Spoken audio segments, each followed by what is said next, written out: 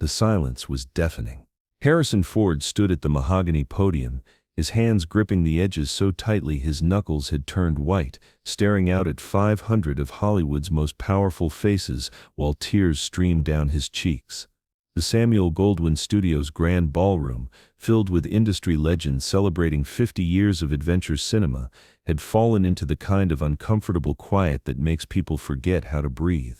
This wasn't supposed to happen, not to Harrison Ford, not to the man who'd faced down imperial forces and survived ancient death traps without breaking a sweat, but there he was, on May 16, 1993, completely falling apart in front of everyone who mattered in Hollywood. What nobody in that room knew was that 3 hours earlier, Harrison had received the phone call that would change everything. But to understand why that call destroyed him so completely, you have to understand who Harrison Ford was in 1993. At 50 years old, he was at the absolute pinnacle of his career. The Indiana Jones trilogy had made him the most bankable action star in history. He'd conquered science fiction, adventure, and drama. He was Hollywood royalty, the kind of actor whose name alone could greenlight a $100 million movie. More importantly, he'd built his entire persona around being unshakable. Harrison Ford was the guy who did his own stunts, who never complained, who showed up prepared and left his personal problems at home.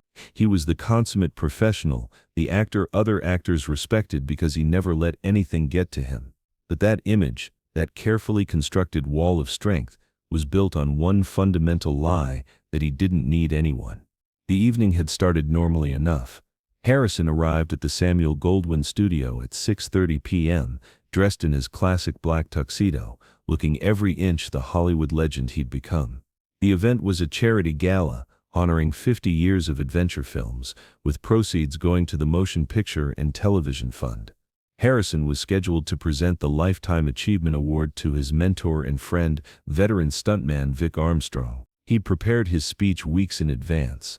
5 minutes of heartfelt words about the importance of the people behind the camera, the unsung heroes who made movie magic possible. It was exactly the kind of gracious, humble speech that audiences expected from Harrison Ford.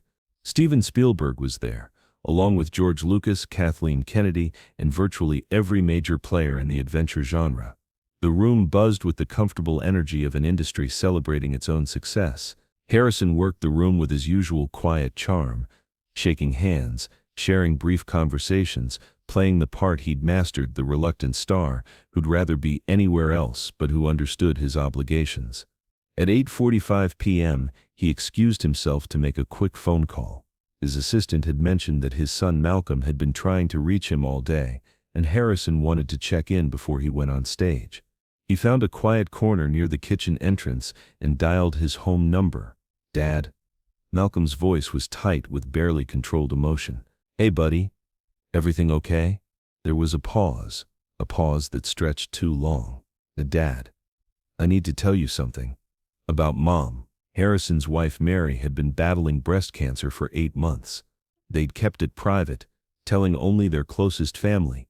The prognosis was good, the treatments were working, and Mary had insisted on maintaining as normal a schedule as possible. "What about her?"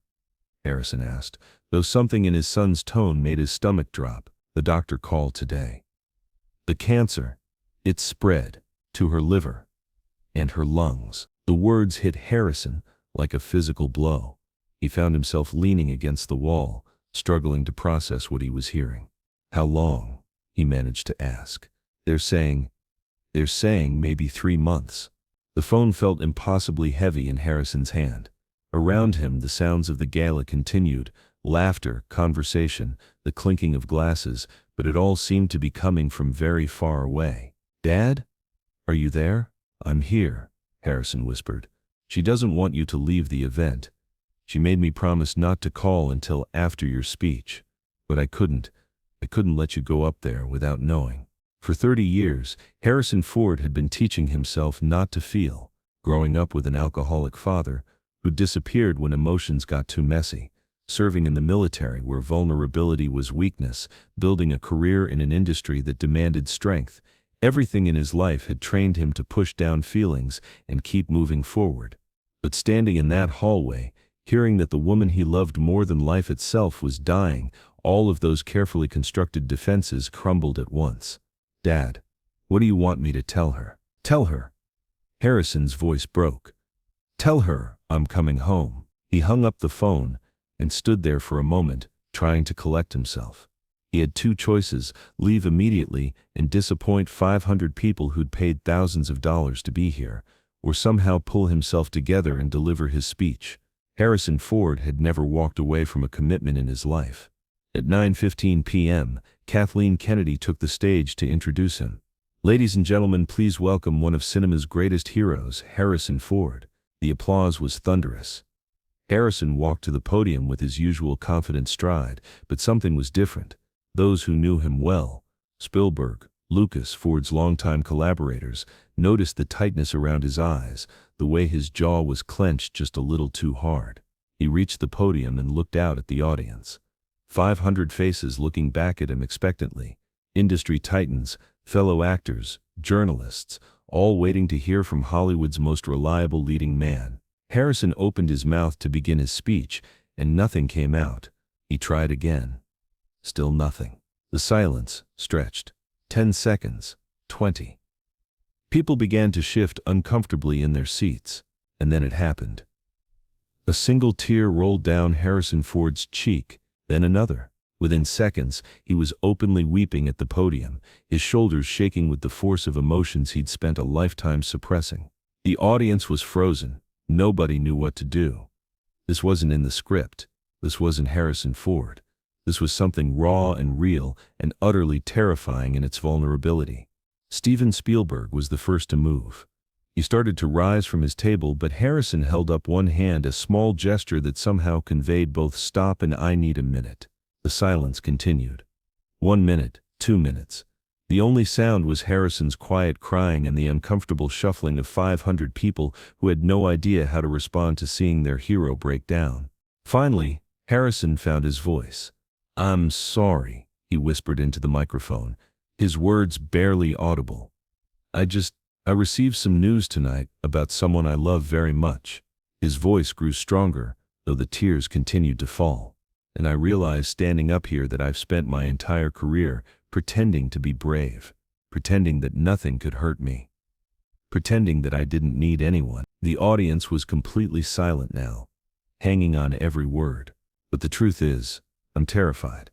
I'm terrified of losing the people I love. I'm terrified of not being strong enough when they need me to be. And I'm terrified of facing that fear alone." He paused, wiping his eyes with his sleeve in a gesture that was startlingly human. "Vic Armstrong, the man I'm here to honor tonight, once told me that the difference between a stunt and a stupid risk is having people you trust to catch you when you fall. I thought he was just talking about movie stunts." Harrison looked directly at Spielberg, then at Lucas, then at other faces in the crowd, people who'd been part of his journey for decades. But he was talking about life, wasn't he? About admitting that we need each other. About letting people catch us when we fall. The transformation in the room was palpable. His discomfort had shifted to something else, a kind of recognition, a shared understanding that they were witnessing something extraordinary. "So here's what I want to say about Vic, and about everyone in this room who's made my career possible. Thank you for catching me. Thank you for being there when I didn't even know I was falling." Harrison stepped back from the podium, still crying but somehow stronger than he'd been when he walked up there. "I'm sorry I can't stay for the rest of the evening.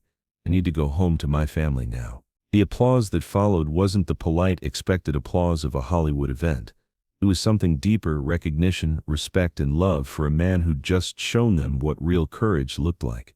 As Harrison walked off the stage, Spielberg met him halfway.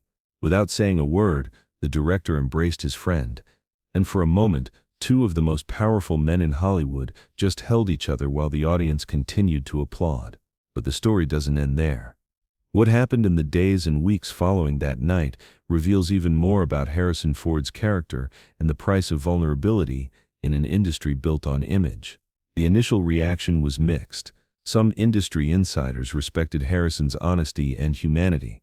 Others saw his breakdown as a sign of weakness, a crack in the armor that made him less bankable as an action hero. Variety ran a story with the headline, "Ford's Meltdown, Career Crisis or Human Moment." Several studios quietly began reconsidering projects they had in development with him. There were whispers that maybe Harrison Ford was too old, too emotionally unstable, too risky for the big-budget action films that had made him famous. The criticism hit Harrison harder than he expected. He'd spent his career building a reputation for reliability, and now that reputation was being questioned because he'd shown genuine emotion at a moment of personal crisis. For 3 weeks, he didn't leave his house. He stayed home with Mary, helping her through her treatments, spending time with their children, and trying to process what had happened to his career. The phone stopped ringing. Projects that had been definite became under consideration. Meetings were postponed indefinitely. Mary, despite her illness, was the one who finally confronted him about his withdrawal. "You're doing it again," she told him. One evening as they sat in their living room. "Doing what?" "Building walls, shutting down, punishing yourself for being human." "My career is over, Mary. Nobody wants to hire the action star who cries at award shows." Mary took his hand, her grip still strong despite the chemotherapy. "Harrison, what you did that night was the bravest thing I've ever seen. You showed 500 people that strength isn't about never falling down. It's about getting back up and admitting you need help doing it. Tell that to the studios." "I don't have to. Someone already did." She handed him a phone message that had come in that afternoon. It was from an unexpected source. Clint Eastwood. The message was simple. "Saw the news about your speech. That took guts. Call me if you want to talk about a project I'm working on." Harrison stared at the message, not quite believing it. Clint Eastwood, the epitome of the strong, silent Western hero, reaching out after Harrison's very public breakdown. The phone call that followed changed everything. "Ford," Eastwood said, in his famous whisper-quiet voice, "I've been making movies for 40 years, and I've never seen anything as honest as what you did that night." "Honest?" "Clint, I fell apart in front of 500 people." "No, you didn't fall apart. You broke through. There's a difference." Eastwood explained that he'd been developing a project about a man facing mortality, confronting the relationships he'd neglected in pursuit of success. He wanted Harrison for the lead. "But the studios," Harrison began. "Let me worry about the studios. What you showed that night is exactly what this character needs. Raw honesty. Real emotion. The kind of acting that comes from experience, not technique." The project became The Crossing Guard, a smaller, more intimate film than Harrison's usual blockbusters, but one that allowed him to explore the emotional territory he'd discovered that night at the Samuel Goldwyn Studio. But more importantly, Eastwood's call opened the floodgates. Other directors and industry professionals reached out, sharing their own stories of struggle, vulnerability, and the pressure to maintain a perfect image. Meryl Streep wrote him a letter. "Thank you for showing us that our heroes are allowed to be human." Tom Hanks called, "I've wanted to have that kind of breakdown for years. Maybe now I can." Even George Lucas, who'd been shocked by Harrison's display, eventually came around. "You taught me something that night, that the characters we love aren't strong because they never break. They're strong because they keep going after they break." The revelation was profound. Harrison's moment of vulnerability hadn't weakened his image, it had transformed it. Instead of being seen as the invincible action hero, he was now viewed as something more valuable, a real person who happened to be an extraordinary actor. His subsequent performances reflected this new emotional availability. In The Fugitive, released later that year, his portrayal of Richard Kimball had a depth and desperation that critics attributed to his personal struggles. The film was both a critical and commercial success, proving that audiences were hungry for the more complete Harrison Ford. Mary Ford lived for 8 more months after that night, not the 3 months the doctors had predicted. Harrison later attributed the extra time to the change in their relationship, his willingness to be present, to be vulnerable, to admit that he needed her as much as she needed him. At Mary's funeral, Harrison delivered a eulogy that was every bit as honest and emotional as his speech that night at the Samuel Goldwyn Studio. But this time, the tears weren't a sign of weakness. They were a sign of love, of a life fully lived and deeply felt. The industry took notice. Harrison's willingness to show emotion, to admit weakness, to acknowledge his humanity, began to influence how other actors approached their craft and their public personas. The strong, silent type began to evolve into something more complex, the strong, feeling type, heroes who were brave enough to show their hearts as well as their muscles. Years later, in a 2010 interview, Harrison reflected on that night. "I spent 30 years trying to be invincible, and it nearly killed me. That night, I learned that real strength comes from admitting you're not strong enough alone." The interviewer asked if he regretted his public breakdown. "Regret it? It saved my life. It saved my marriage to Mary for the time we had left, and it made me a better actor, a better father, and a better man." Today, Harrison Ford is remembered not just for his iconic roles, but for his willingness to show the world that even heroes need help sometimes. His breakdown at the Samuel Goldwyn Studio has become legendary, not as a moment of weakness, but as a moment of transformation. The speech he never gave that night about Vic Armstrong and the importance of having people to catch you when you fall became, ironically, the most important speech of his career. Not because of the words he planned to say, but because of the truth he accidentally revealed. In an industry built on fantasy and perfection, Harrison Ford's tears reminded everyone that the most powerful performances come from the most honest places. That night he didn't just break down, he broke through to something deeper, something truer, something more valuable than any image he could have maintained. The moment that almost ended Harrison Ford's career became the moment that truly began it.